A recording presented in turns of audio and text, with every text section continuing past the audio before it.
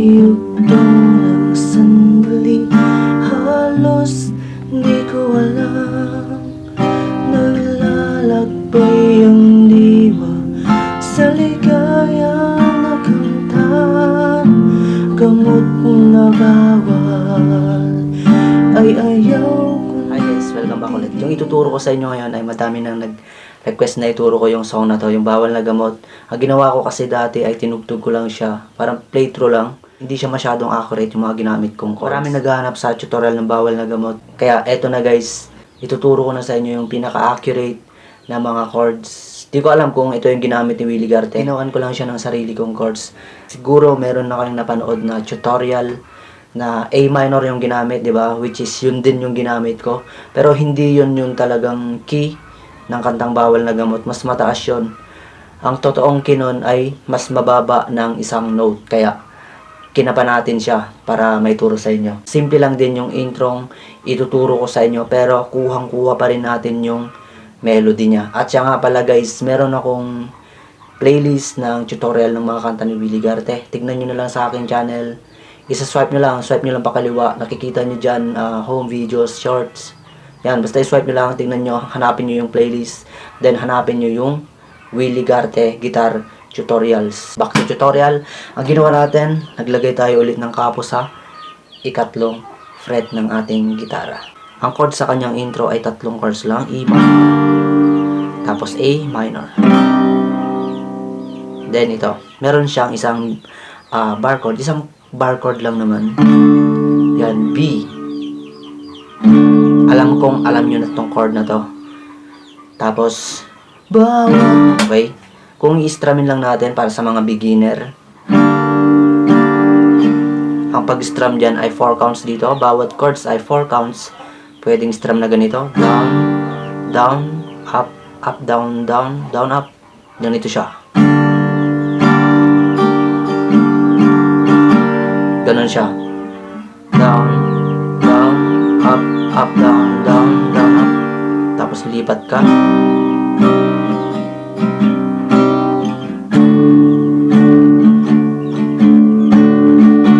Then, verse. Bawat yugto ng sandali, halos hindi ko alam. Ito yung original key ng Bawal na Gamot guys.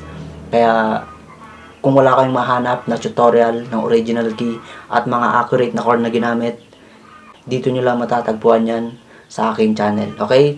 Kung nagustuhan nyo, pwede kayong mag-subscribe sa akin. At ilike nyo muna yung video para ma-recommend yung ating ginawang guitar tutorial. Ituturo naman natin yung intro na yung medyo yung naririnig natin na rendition.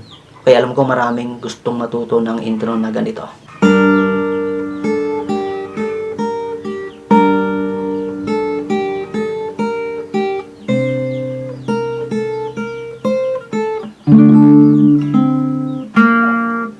Bawat yugto. Okay, ibibase pa rin natin yan sa bawat chords. Ang unang chord dyan, di ba, E minor. Ang gagawin natin, isang string lang yung pinindot ko dyan. First string, third fret, sabay yung 6th string. Siyempre, base ng E minor yon, 6th string. 6-1 sabay. Nasa third fret yung first string guys ha. 6-1. Okay, lalaruin na natin dyan yung first string. Ililipat natin sa second fret. Open. Balik second fret. To third fret ulit. Then open. Tapos third fret. 6-1 ulit. Okay, ulitin natin. 6-1 sabay.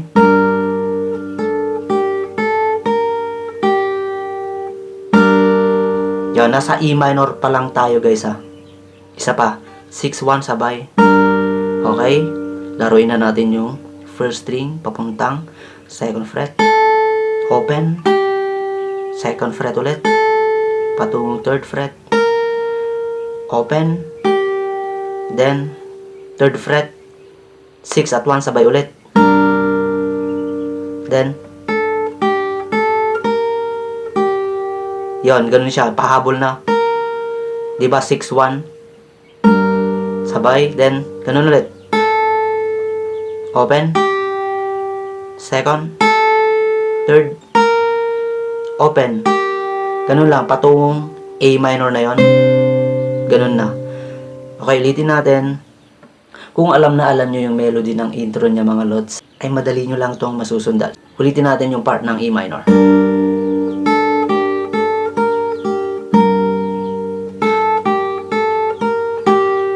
Yon, ganun lang. The next A minor. First string pa rin nasa 5th dito. 5th fret. Syempre, anong bass ng A minor? Diba? 5th string, sabay yung 5th at first. Tapos, first string, laruin nyo na. Okay, first string na tayo. Nasa 3rd fret na. To 2nd fret. Babalik sa 5th. Sorry, ulitin natin.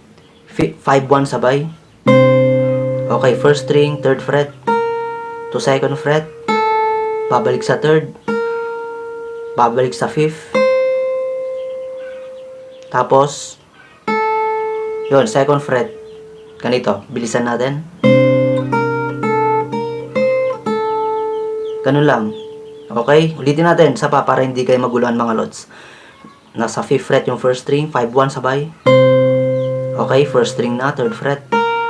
To 2nd, to 3rd, to 5th, to 2nd. Then yung last ay mag normal B chord na tayo. Ganito, kaya strumming nyo lang. Okay, dito sa B, pagkatapos natin i-strum ng isang down, dito na, 3rd string, 2nd fret. Open. Tapos, 4th string, 4th fret. Ganito. Bawat yugto ng sandali. Ganun lang. Pagsama-samahin natin yung intro niya. Pag naguguluhan kayo mga lods, pwede nyo namang i-rewind to. Balik-balik nyo lang.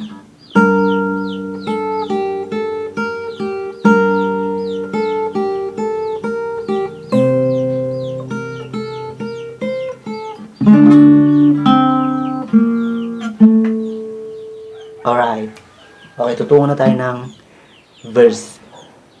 Hihimay-himay natin to mga lods ha. Pinakinggan ko kasi yung bawal na gamot eh. May mga passing chord siya, kaya ituturo ko rin yung mga chords na gagamitin sa mga passing chord. Ibig sabihin yung mga passing chord ay yung mga dinadaanan lang. Daanan lang natin ng chord saglit. Halimbawa, sa G, yung passing chord dyan ay yan, G over F sharp. Okay, ayan, nandyan yung lyrics at chords. Ang mga chords ay E minor, A minor, D, G, tapos yung passing chord na sinasabi ko dyan ay G over F sharp. Yung G over F sharp guys ay may iwan lang sa baba yung first string. Yon, palitan nyo lang yung bass ng F sharp, 6th string, 2nd fret. Tapos patong E minor, then A minor, B, tapos E. Okay, yung pag-strum dyan guys, kagaya ng tinuro ko kanina, yung 4 counts, yung down, down, up, up, down, down, down, up. Bawat yugto ng sandali, halos hindi ko alam. Naglalakbay ang diwa sa ligaya nakamta. Yon, nakamta.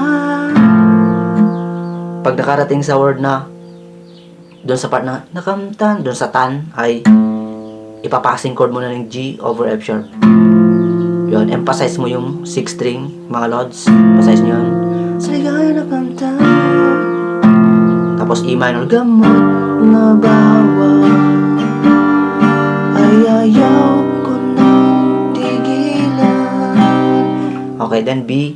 Dito ang pag-strum sa B, guys, ay 6 counts yan. Una, mag 4 counts muna kayo, then sundan nyo ng 2 counts. Ganito, down, down, up, up, down, down, down, up. Tapos, down, down, down, up. Ganun yung 4 counts. Medyo tumagal siya ng konti sa part ng B. Basta na ita-timing nyo naman yan.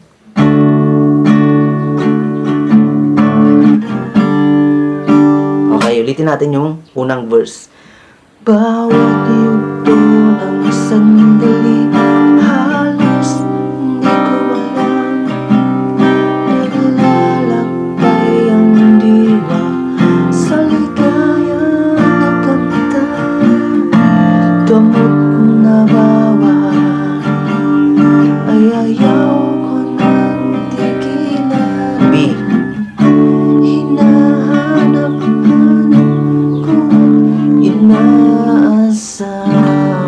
bumagsak sa E minor.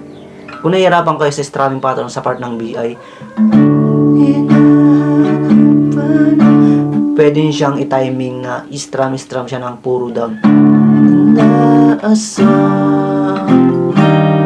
Okay, nakikita nyo guys, meron siyang close and open parenthesis na D at C.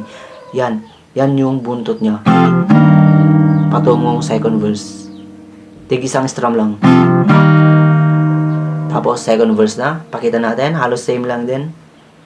Pero sa dulo, meron siyang karugtong na bago mag-chorus yun. Kita nyo naman yung buwelo niyan, yung naka-close and open parenthesis. Pero tuturuin natin yan maya. Okay, pa-play natin.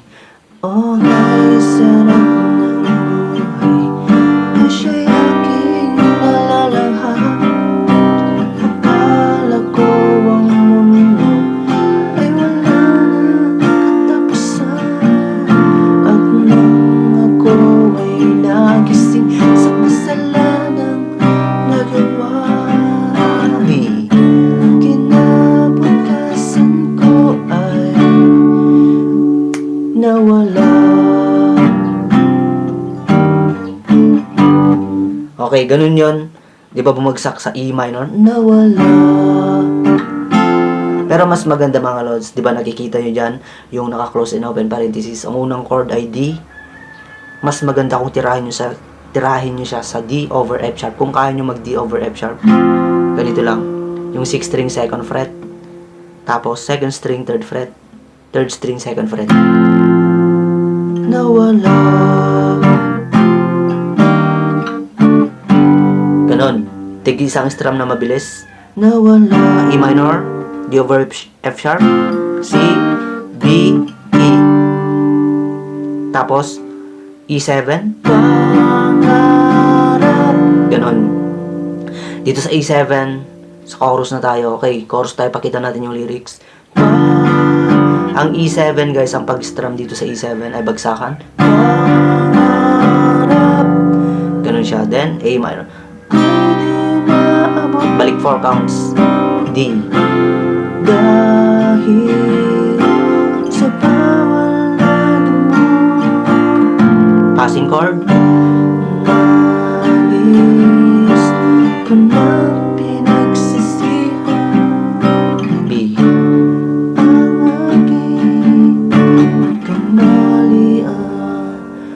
Uulitin nyo lang yung intro interlude yan. Pwede nyong daanin sa simpleng chords lang o mamili kayo sa tinuro ko kanina.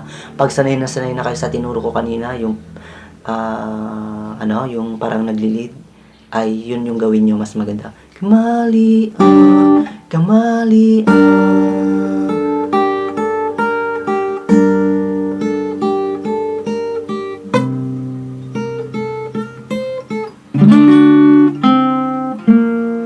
Ulitin nyo yung second verse.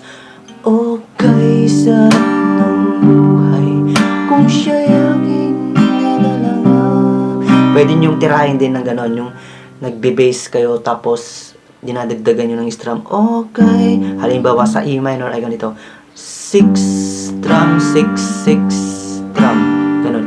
Okay, sarap ng buhay kung siya'y ganon. Then A minor, basta alam nyo yung bass note niya. Aking nalalanghap, akala ko ang mundo ay wala na katapusan. At nang ako ay nagising sa kasalanang nagawa, kinabukasan ko ay nawala.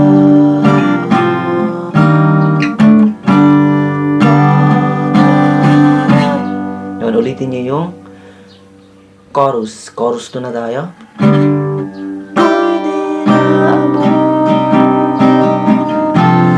Dahil sa bawal labis kang naminasihan ang aking kamalian. Yon, sundan nyo ulit ng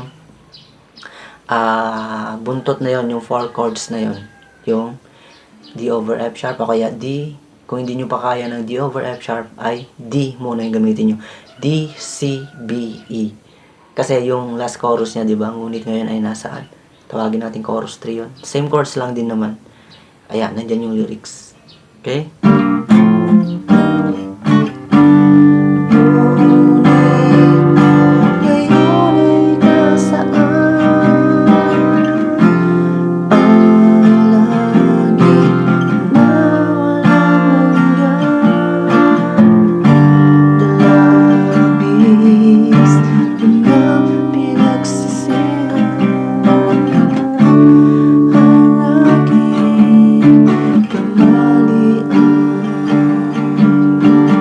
Bumagsak sa E minor, di ba? Ulitin nyo lang, steady lang kayo sa E minor.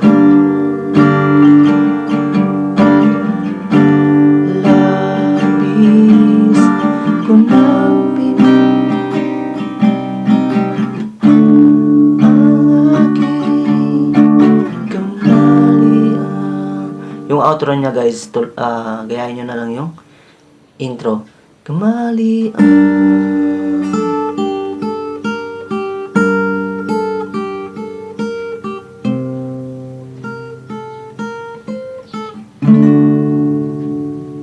Then babagsakan nyo sa E minor. Okay, maraming salamat po at hanggang dito na lang ang ating tutorial. Sana pag-aralan nyo na mabuti at sana matutunan nyo guys. Okay, maraming salamat po. Bisitahin nyo na lang yung playlist natin at huwag kalimutan mag-subscribe. Salamat po at bye-bye.